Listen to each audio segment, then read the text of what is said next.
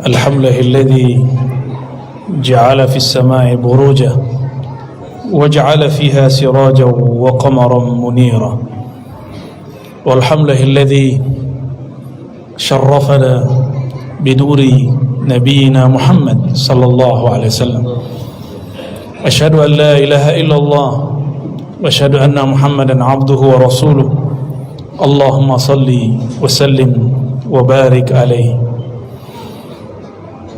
أما بعد أوصيني وإياكم أيها المسلمون والمسلمات الحاضرون والحاضرات بتقوى الله فقد فاز المتقون اتقوا الله حق تقاته ولا تموتن وإلا وأنتم مسلمون فاتقوا الله ما استطعتم واسمعوا وأطيعوا وأنفقوا خيرا لأنفسكم ومن يوق شح نفسه فأولئك هم المفلحون وقال أيضا إن الله ملائكته يصلون على النبي يا أيها الذين آمنوا صلوا عليه وسلموا تسليما فنقول لبيك اللهم صل على نبينا محمد. Jamaah Jumat yang diberkahi Allah, salah satu keberkahan kita pada detik ini adalah Jumat ini kiamat belum berdiri, sedangkan Nabi mengatakan hari kiamat itu terjadi pada hari Jumat. Kenapa? Karena masih ada orang yang mengangkat, mengeraskan, mensyiarkan nama Allah Subhanahu wa taala di muka bumi. Maka siapa saja yang meninggikan nama Allah di muka bumi, bumi pun takluk kepadanya. Bumi memerlukan orang-orang seperti ini. Tanah yang diinjak, tanah itu berbangga dibandingkan tanah yang di sebelahnya. Pohon-pohon yang dilalui, pohon-pohon itu mendoakan dan menyalaminya. Seperti sang baginda Nabi Muhammad dulu disalami oleh alam semesta. Nabi tidaklah marra bisyajaratin au bihajarin illa sallama alaih. Nabi tidaklah melewati satu pohon, bukit, pegunungan, kecuali benda-benda itu yang kita anggap benda yang tidak bergerak itu, ternyata dia menyapa baginda Nabi Muhammad sallallahu alaihi wasallam. Maka sungguh aneh mengaku ikut Nabi Muhammad sallallahu alaihi wasallam tapi keberatan menyapanya dan mengatakan assalamu alayka ya Nabi Allah. Maka perbanyaklah majlis-majlis yang banyak menyapa Rasulullah sebagai bentuk cinta dan sekaligus malu kepada makhluk-makhluk Allah Subhanahu wa taala. Jemaah Jumat dimuliakan Allah, tadabbur Quran kita pada Jumat siang ini surah Al-Furqan surat 25 ayat 62, 63 dan selanjutnya. Di ayat 62 Allah Subhanahu wa taala bercerita mengenai apa tujuan Dia menciptakan siang dan malam. Siang dan malam itu hanya sebutan mengenai kumpulan waktu. Terbit matahari sampai terbenam matahari, waktu ini disebut dengan waktu siang. Ditandai dengan terbitnya matahari. Jika dibagi lagi, ada pagi, ada duha, ada istiwa. Istiwa itu tadi sebelum zuhur beberapa saat, sebelum Jumat beberapa detik, disebut waktu istiwa, waktu matahari tepat di atas kepala. Di saat itu dimakruhkan sholat kecuali hari Jumat. Di hari Jumat dibolehkan, bahkan tetap dianjurkan seseorang sholat ketika masuk masjid. Ada lagi waktu tergelincir disebut zuhur. Waktu lebih panjang lagi bayang-bayang kita di sore hari disebut asar. Dibagi seperti itu. Jika dibagi lagi ada jam, ada detik. Tapi kita hari ini mengira yang disebut waktu itu adalah jam. Bukan. Waktu yang sebenarnya adalah satu nafas kita tarik, satu nafas kita keluarkan. Itulah waktu yang terdekat. Dan Allah mengatakan la tasubbud dahr, jangan pernah mencaci maki waktu. Anad dahru, akulah sang pengatur waktu, akulah sumber semua waktu. Maka kita mensyukuri detik per detik ini sebagai tanda syukur kepada sang pemilik waktu. Boleh juga disebut Allah itu sang waktu. Dialah yang menyebut dirinya ana dahru, akulah sang waktu itu. Apa kata beliau? Kata Rasulullah melalui firman ini, Nabi mengatakan, jangan kamu caci angin, jangan kamu caci ketika ada debu menempel, jangan katakan sial, karena orang yang sering mengatakan sial, hidupnya akan menjadi sial. Ana 'inda dhanni 'abdi, aku berdasarkan persangkaan hambaku. Ketika ada sahabat Nabi lagi duduk di masjid, ada majlis, tiba-tiba debu berterbangan, dibawa oleh angin, lalu mereka mencaci maki angin. Kata Nabi, la tasubur rih, jangan caci maki angin, fa innaha ma'murah, karena sang waktu memerintahnya dan dia diperintah. Maka kita nikmati, semakin menikmati, mensyukuri detik per detik, maka inilah yang disebut syakura atau syukura. Maka di ujung ayat dikatakan, wa huwa alladhi ja'ala al-laila wan-nahar khilfatan, dialah yang menjadikan siang dan malam bergantian, khilfah. Maka kata khilafah, khalifah itu artinya pergantian. Khalifah berarti pengganti yang sebelumnya. Nabi itu bukan khalifah, Nabi itu Rasulullah. Yang disebut khalifah orang yang menggantikannya. Maka tidak benar orang yang mengatakan Nabi ini membuat khilafah. Nabi itu lebih tinggi dari khilafah. Khilafah produk sahabat, sedangkan Nabi, beliau membawa risalah dan nubuah yang lebih tinggi dari segala-galanya. Liman arada ayyadzakkara atau arada syukura. Untuk apa waktu itu? Hanya dua saja. Level paling bawah, yadzakkara, orang itu mengambil peringatan, mengambil pelajaran, disebut yadzakkara, berzikir, mengingat sang waktu. Mengingat sang waktu ada yang bentuknya mahdhah, formal, salat, zikir, baca Quran. Ada yang bentuknya spiritual, kerohanian. Apapun pekerjaannya, apapun aktivitasnya, dia anggap itu sebagai amanah. Maka dia tidak pernah korupsi waktu, apalagi korupsi materi. Dia selalu adil, dia selalu menjaga apa yang Allah titipkan melalui hamba-hambanya. Orang ini juga disebut yadzakkara, dia ingat kepada Allah Subhanahu wa taala. Yadzakkara, mengingat kehebatan Allah, mengingat ancaman Allah. Tapi ada yang kedua, au arada syukura, atau menghendaki syukur. Apa arti syukur? Rasa terima kasih. Syukur itu bukan kita mengatakan alhamdulillah dengan lisan semata. Rukun daripada syukur dimulai daripada qalbu. Ketika qalbu memandang semua yang terjadi ini diatur dengan baik oleh Allah, itulah yang disebut hamba yang bersyukur. Jangan-jangan kita masih belum bersyukur, kita masih menyalahkan siapa-siapa. Cobalah lihat di dunia kerja, cobalah lihat dalam hidup bernegara. Orang hari ini semua orang jadi pengamat, hatta orang yang gak pernah kuliah politik pun bercerita, mengkritisi. Dia tidak pakar tapi dia berbicara. Sedangkan itu adalah pantangan baginda Nabi Muhammad SAW. Beliau mengatakan, perhatikan, idza wussidal amru ila ghairi ahli fantazir as-saah. Jika suatu urusan diserahkan, dikomentari, diamati, diurus oleh yang bukan ahlinya, tunggulah as-saah, waktu kehancuran. Maka kenapa masjid jadi rusak? Karena pengurus masjid mengurusi fatwa. Pengurus masjid jika bukan alim, jangan urus fatwa.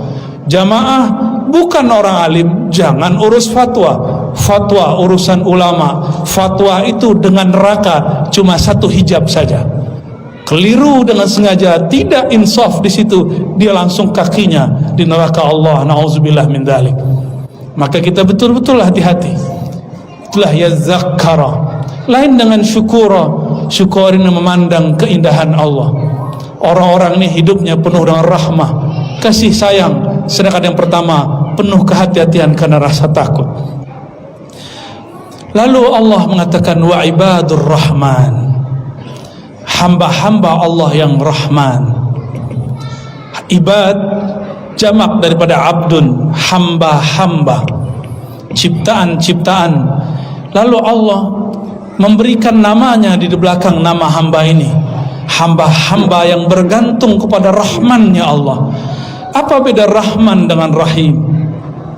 Rahman itu menyayangi makhluk tak terbatas, sedangkan Rahim itu kasih sayang Allah khusus untuk kekasih-kekasihnya.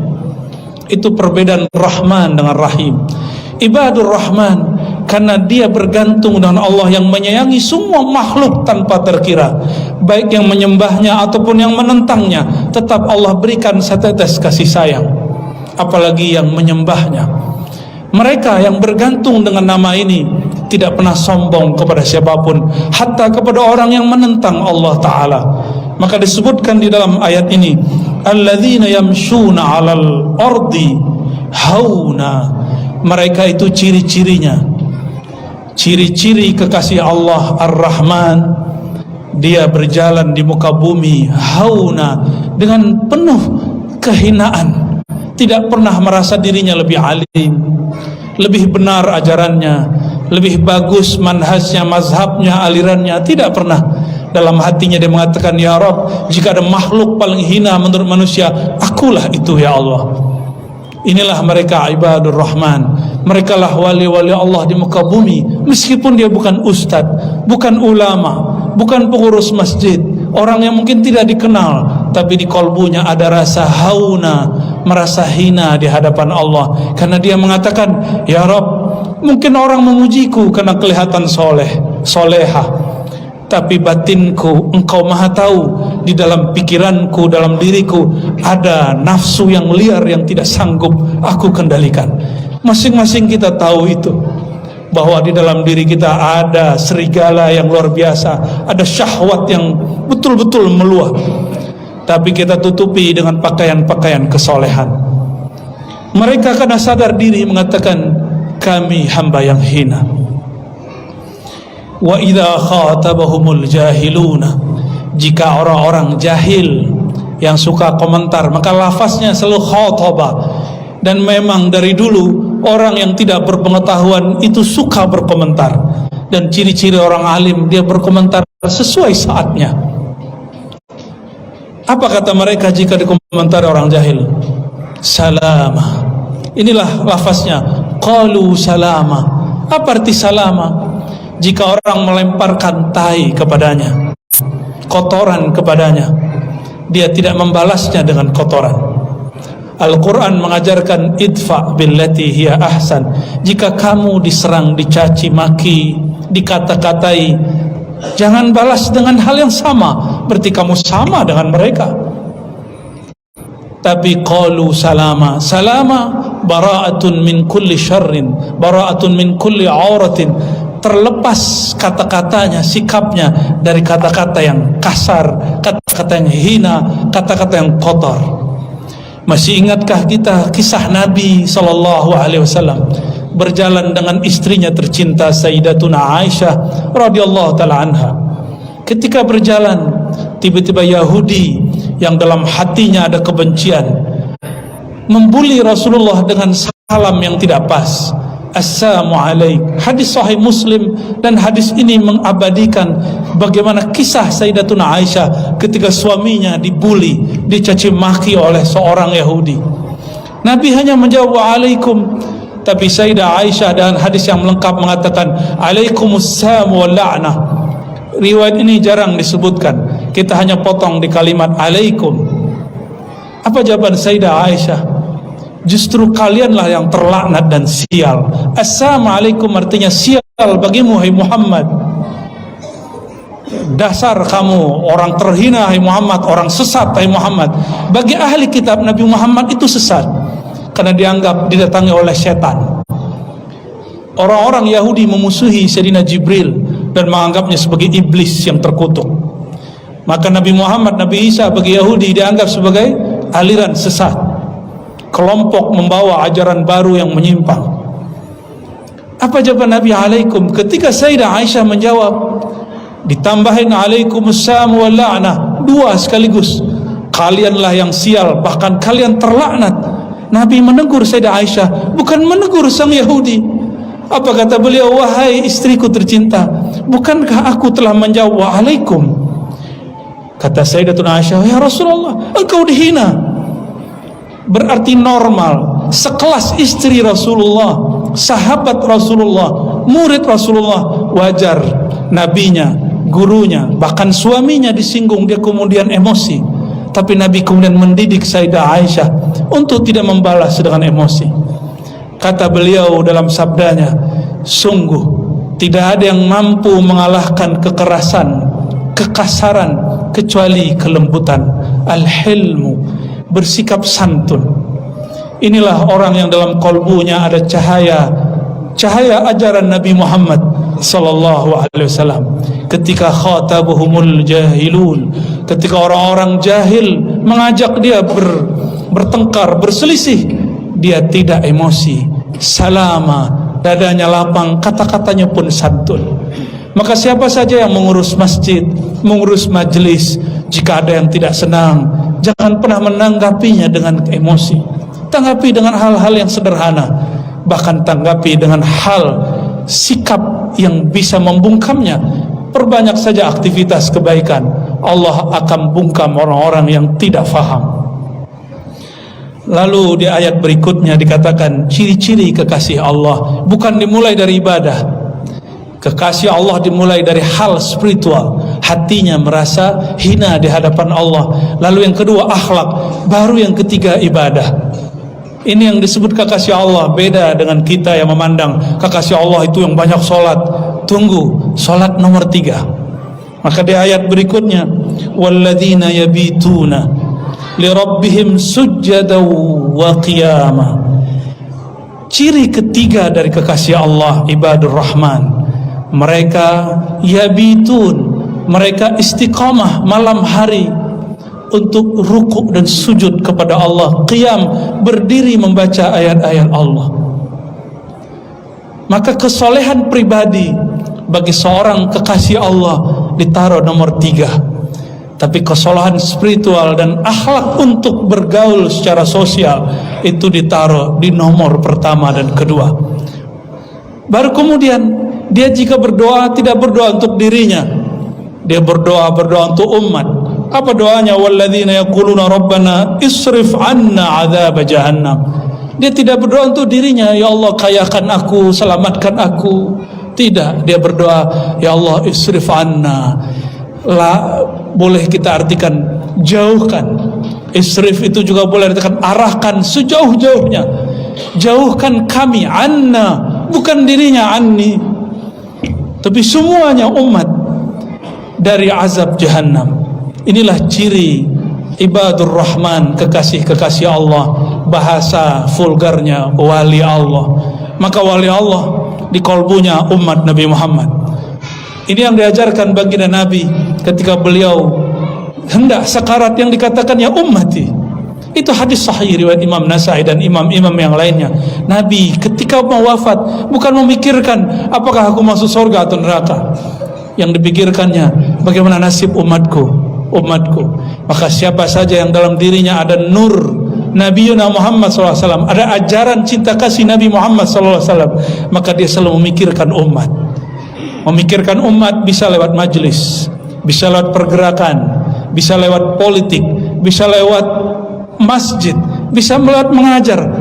Coba ambil saja dari mana yang kita bisa.